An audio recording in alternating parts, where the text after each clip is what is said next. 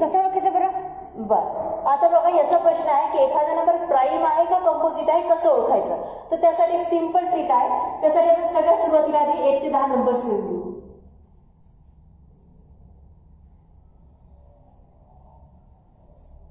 आता बघा हे नंबर्स कोणकोणत्या पाढ्यामध्ये येतात हे तुम्ही मला सांगणार. आता सांगा 1 हा नंबर कोणकोणत्या पाढ्यात येतो? 1च्याच येतो, बरोबर. आता 1 हा फक्त 1च्याच पाढ्यामध्ये येतो. मग 2 हा नंबर कोणकोणत्या पाढ्यामध्ये येतो? 1 आणि 2. 1च्या आणि 2च्या. त्यानंतर 3 1 आणि 3. 1च्या आणि 3च्या. 4 1 2 4. 1 2 आणि 4 या 3 पाढ्यामध्ये 4 नंबर येतो. त्यानंतर 5 1 आणि 5. 1 आणि 5. 6 1 2 3 6. 1 2 3 आणि 6. त्यानंतर 7 1 आणि 7. 1च्या येतो आणि 7च्या येतो. 8 1 आणि 1 त्यानंतर 2च्या येतो.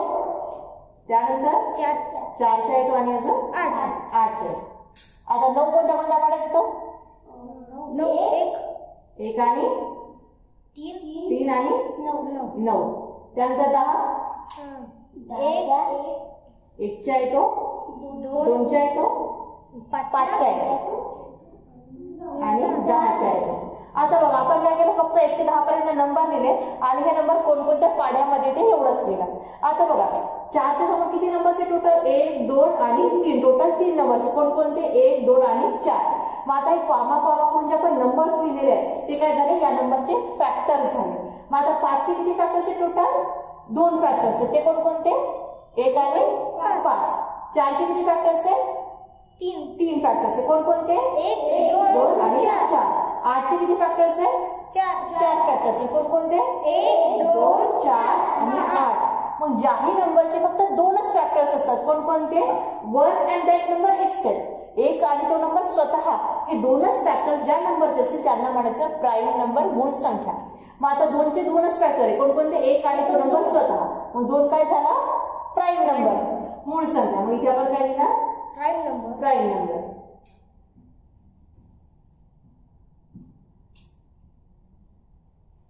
त्यानंतर बघा आता 3 चे सुद्धा 2च फॅक्टर्स आहेत. 1 आणि तो नंबर स्वतः. मग 3 सुद्धा काय असेल? Prime number. आता 4 चे किती फॅक्टर्स आहेत?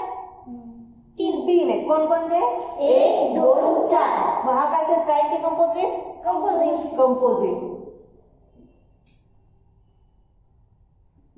कंपोजिटलाच मराठीमध्ये संयुक्त संख्या म्हटलं जाते. मूळ संख्या आणि संयुक्त संख्या. मूळ म्हणजे प्राईम नंबर, कंपोजिट म्हणजे संयुक्त संख्या. आता यानंतर बघा 8 प्राईम आहे की कंपोजिट आहे? तर याचे किती फॅक्टर्स आहेत? टोटल 4. मग हा कोणता असेल? प्राईम की कंपोजिट? Composite number. तर आता तुमच्या लक्षात आलं की प्राईम नंबर किंवा कंपोजिट नंबर आपण कशा प्रकारे आयडेंटिफाय करू शकतो, कशा प्रकारे ओळखू शकतो. तर आता झालं 1 पासून 10 पर्यंत. आता आपण काही एक्झाम्पल घेऊया. जसे की आता 53. आता आपल्याला सांगायचं की प्राईम आहे की कंपोजिट आहे. तर 53 हा कोणत्या पाढ्यात येतो? 1च्या येतो. अजून 53च्या 1 आणि 53 या 2च नंबरमध्ये, 2च पाढ्यामध्ये. मग हा कोणता नंबर असेल? Prime number. आता अजून एक एखादं एक्झाम्पल घेऊया. जसे की 40 40 कोणत्या पाढ्यात येतो? 1च्या येतो 5च्या येतो 2च्या येतो. आधी 2 घेऊ. त्यानंतर 5च्या येतो. अजून 4च्या येतो. त्यानंतर 10च्या येतो 8च्या येतो. अजून लास्ट 40 आणि 20 दोन्ही टेबल येतो. आता टोटल किती फॅक्टर झाले 40चे? 1 2 3 4 5 6 7 आणि 8. Total 8 factors. मग हा कोणता असेल? प्राईम की कंपोजिट? कंपोजिट. तर बघा आता तुमच्या लक्षात असेल की 1 पासून इन्फिनिटी पर्यंत कोणता जरी नंबर असेल पण तो प्राईम आहे की कंपोजिट आहे, मूळ आहे की संयुक्त, ते कसं ओळखायचं? त्याचे फॅक्टर्स काढू.